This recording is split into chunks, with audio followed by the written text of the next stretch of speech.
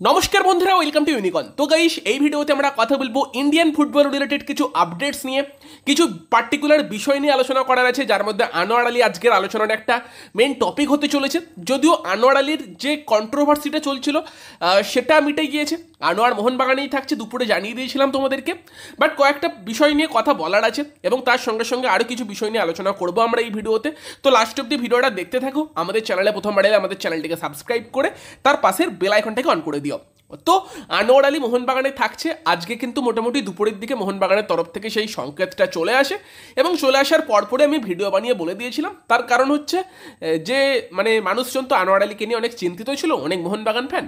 তো তাদের চিন্তার জায়গাটা যাতে না থাকে, আনোয়ার আলী মোহনবাগানেই থাকছে, সেই আপডেটটা দিয়ে দেওয়ার জন্য তখন ছোট করে বলে দিয়েছিলাম। ডিটেলে যদি বিষয়টা নিয়ে একটু আলোচনা করা যায়, তখন দুটো পসিবিলিটির কথা আমার মাথায় আসছিল, যে রঞ্জিত বাজার যে পার্মানেন্ট ডিলের কথা বলছিল, তাহলে কি সেই ডিলটা হয়ে গিয়েছে, নাকি এআইএফএফ এর যে নিয়ম, এআইএফএফ যখন লোন ডিলটা হয়েছিল সেই সময় ফিফার নতুন নিয়ম কার্যকরী হয়নি, এখনো হয়নি, সেই হিসেবে গিয়ে মোহনবাগান আনোয়ার আলীকে টিমে রাখছে। কোনটা হয়েছে সেটা আমি তখন জানতাম না। তো সেই জায়গাতে দাঁড়িয়ে আনোয়ারের যে 4 বছরের লোন ডিল হয়েছিল সেই ডিলেই কিন্তু আনোয়ার আলী মোহনবাগানে থাকছে, পার্মানেন্ট ডিল কিন্তু কিছু হয়নি। রঞ্জিত বাজার যে কালকে রাত্রের দিকে একটু থ্রেট দিচ্ছিল, ভয় দেখাচ্ছিল, সেটা কিন্তু টেকিয়ে নি। তো রঞ্জিত বাজাজের বক্তব্য ছিল ফিফার নতুন নিয়ম অনুযায়ী যে কোনো লোন ডিল কিন্তু ম্যাক্সিমাম 1 বছরেরই হতে পারে, তার বেশি লোন ডিল হওয়া সম্ভব না, এবং 4 বছরের লোন ডিলটা তাই থাকছে না, টার্মিনেটেড হয়ে আর কি রঞ্জিত বাজাজের দিল্লি এফসির প্লেয়ার হয়ে গিয়েছে আনোয়ার আলী। এগুলো কিন্তু রঞ্জিত বাজাজের বক্তব্য ছিল এবং সেটাই আমি তোমাদেরকে জানিয়েছিলাম। তবে ব্যাপারটা হচ্ছে মোহনবাগান ম্যানেজমেন্ট অত কাঁচা কাজ করেনি, তো তারাও কিন্তু লিগালি গিয়েছে এবং এআইএফএফ এর তরফ থেকে কিন্তু এখনো ফিফার সেই রুল ইমপ্লিমেন্টই করা হয়নি। এবং যেই সময় আনোয়ারের আর কি ডিলটা হয়েছিল সেই সময় তো এই রুল ছিল না, এবং সেখানে দাঁড়িয়ে কিন্তু আনোয়ার সেই সময় 4 বছরের লোন ডিলে মোহনবাগানে সই করেছিল। তো সেখানে যদি রঞ্জিত বাজাজ এখন বলে 1 বছর হয়ে গিয়েছে, ফিফার নতুন নিয়ম অনুযায়ী সেই ডিল থাকছে না, সেই সব করতে যায়, সেখানে কিন্তু লিগালি মোহনবাগান যেতে পারে, কারণ লিগালি তারা ডিল করেছে 4 বছরের, এবং সেই জায়গাতে কিন্তু আদালতেও মোহনবাগান যেতে পারতো। এবং আনোয়ার আলীকে যদি রঞ্জিত বাজাজ যখন মোহনবাগান থেকে নিয়ে অন্য কোনো ক্লাবে দিতে চাইতো, সেই ডিলটাই কিন্তু আটকে যেত আইনি জটিলতাতে। তো সেই জায়গাতে দাঁড়িয়ে কিন্তু অন্য কোনো ক্লাবও সেই রিস্কটা নিত না, ফলে কিন্তু লাস্ট অব্দি যেটা হবার সেটাই হয়েছে, আনোয়ার আলী মোহনবাগানেই থেকে গিয়েছে। আর আমার মনে হয় এই পুরো খেলাটা হয়তো রঞ্জিত বাজাজ খেলতে চেয়েছিল, কারণ জাস্ট যতটা বেশি টাকা কামানো যায়, মোহনবাগানকে হয়তো বলেছিল যে টাকার পরিমাণ বাড়াতে হবে, এবং সেই নিয়ে হয়তো সমস্যা হয়েছিল, টাকার জন্যই রঞ্জিত বাজাজ হয়তো কিছুটা করতে চেয়েছিল, যেটা লাস্ট অব্দি হয়নি। আর কি আনোয়ার আলী মোহনবাগানে থাকছে, লিগাল ডিল আছে, এবং সেখানে দাঁড়িয়ে কিন্তু কালকে থেকে যে বিষয়টা হলো, যেই খবরগুলো বেরিয়ে এলো, প্রথমে মোহনবাগানের একটা ফ্যান ক্লাব খবরটাকে ব্রেক করে, সেগুলো সবই তোমাদেরকে জানিয়েছি। তবে আমি এখানে এবার পার্টিকুলারলি আমার কিছু কথা বলতে চাই, যেগুলো আমার একদম ব্যক্তিগত মতামত।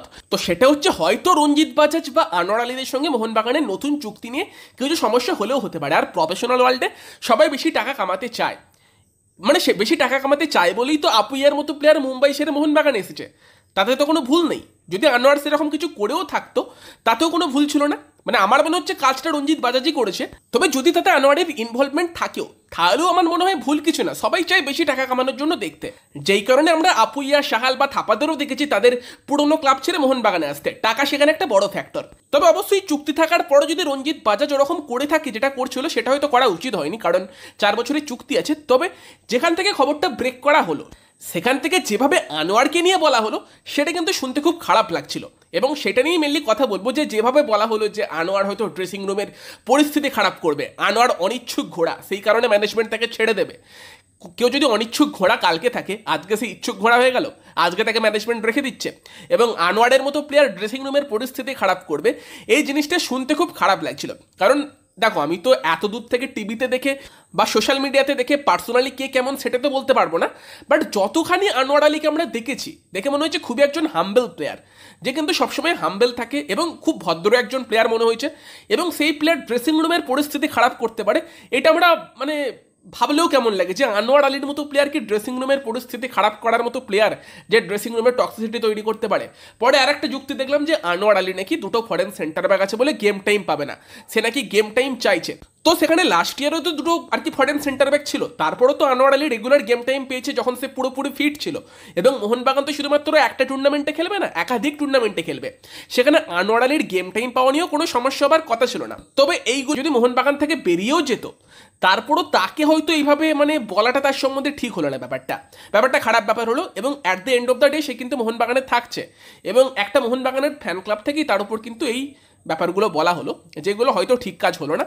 এই বিষয়ে আরেকটু দায়িত্বশীল হওয়া যেত। এর আগেও আমরা হুগো বুমোর ক্ষেত্রেও দেখেছি এই ড্রেসিং রুমের ব্যাপারটা আসছিল, এবং লাস্ট ইয়ার যখন জানুয়ারি ট্রান্সফার উইন্ডো হলো সেই সময় তখন আমি বলেছিলাম যে হয়তো হুগো মোহনবাগানে হাবাসের সিস্টেমে ফিট করছে না, বা কাউকে আনতে চাইছে মোহনবাগান হুগোকে বাদ দিয়ে, সেটা কিন্তু ভালোভাবে বলা যায়। বাট হুগো ড্রেসিং রুমের পরিস্থিতি খারাপ করছে বা এই করছে, এইগুলো বলে হয়তো হুগোকে ছোট করাটা ঠিক হচ্ছে না। লাস্ট ইয়ারও কিন্তু এই জিনিসটা হয়েছিল, কারণ আমরা দেখেছিলাম হুগো বুমো মোহনবাগান হারার পর মাঠের মধ্যেই মুখে হাত দিয়ে কান্নার মতো করে বসে পড়েছিল, সেটা লাস্ট ইয়ারের কথা। তারপরও কিন্তু হুগোকে নিয়েও এরকম বলা হয়েছিল, এখন আনোয়ারকে নিয়ে বলা হচ্ছে, আনোয়ার তো লাস্ট অব্দি থেকে যাচ্ছে। তো পাবলিকলি এসে এই বিষয়গুলো বলা হয়তো ঠিক নয়, এগুলো বলা হয়তো উচিত নয়। এবং আমিও এরপর থেকে মানে যাদের ট্রাস্টেড সোর্স ভাবি তাদের ট্রাস্ট করবো কিনা সেই নিয়ে একটা প্রশ্নচিহ্ন থাকবে, কারণ পার্টিকুলারলি আমি তো কোনো জার্নালিস্ট নয়, আমি তোমাদেরকে সেই আপডেটগুলো দিই যেগুলো আমার মনে হয় যে এগুলো ট্রাস্টেড সোর্স, এখান থেকে খবর এলে সেই খবরগুলো সত্যি হতে পারে, তো সেই সোর্স থেকে আপডেট পেলে তোমাদেরকে আমি দিই, সেটা তোমরা সবাই জানো।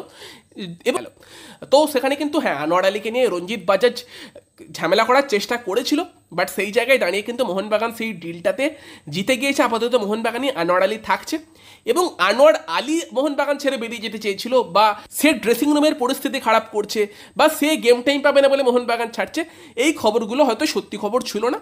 তবে সব থেকে বড় যে ব্যাপারটা হয়েছে সেটা হচ্ছে আনোয়ার থাকছে, এটা মোহনবাগানের জন্য খুব বড় খবর, কারণ আনোয়ার আলীর যে কোয়ালিটি সেটা কিন্তু বিদেশি প্লেয়ারদের থেকে কোনো অংশে কম নয়, এবং সে চলে গেলে মোহনবাগানের ডিফেন্স কিন্তু রীতিমতো দুর্বল হতে পারতো।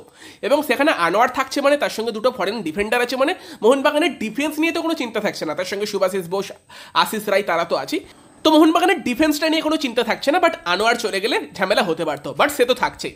এরপর যদি আমরা কথা বলি হচ্ছে অ্যান্টোনিও লোপেজ হাবাসকে নিয়ে, তাকে নিয়ে অনেকে জিজ্ঞেস করছিল যে সে কি অফিসিয়ালি ভারতের জাতীয় দলের কোচের জন্য মানে অ্যাপ্লাই করেছে। তো হ্যাঁ, আগেই জানিয়েছিলাম যে হাবাসে অ্যাপ্লাই করতে চলেছে, তো যেরকম খবর আসছে যে হাবাস কিন্তু অ্যাপ্লাই করেছে জাতীয় দলের কোচের পদের জন্য। দেখা যাক লাস্ট অব্দি কী হয়, অনেক বড় বড় নামই কিন্তু অ্যাপ্লাই করেছে, ভারতের জাতীয় দলের কোচ কী হয় সেই দিকে আমাদের নজর থাকবে। এরপর একটা বিষয়ে আবারও সকাল থেকে কনফিউশন ক্রিয়েট করছে, সেটা হচ্ছে যে একটা সোর্স থেকে রিপোর্ট করা হচ্ছে যে জেমি ম্যাকলারেন মোহনবাগানে আসছে না, সে নাকি ইরানের ক্লাব পার্সিপোলিস সেখানে যোগ দিতে চলেছে।